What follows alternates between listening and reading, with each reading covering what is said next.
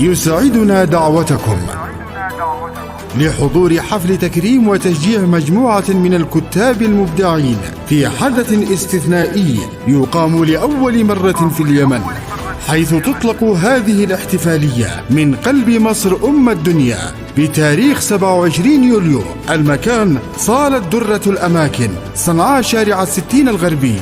نحتفل في هذا اليوم بالإبداع والكتابة، ونكرم المواهب التي تثير المشهد الثقافي بأفكارها وإبداعاتها. كما أننا نستقبل ضيوف الشرف التاجر محسن عبد الرحمن هديس، ومدير فندق نرس الصنعاء عبد الرحيم عبد الله محمد صالح، المنشد عبد الكريم الرجامي، الشاعر محمد عبد الله أحمد السكري، الفنان عماد علي المعافى، الكاتب صلاح علي أحمد الوصابي، المبرع ملاطف الحميدي، مقدم البرامج صفوان صادق محمد الزرقة، الكاتبة أفكار محمد حمود حسن، الشاعرة حنان الشبامي.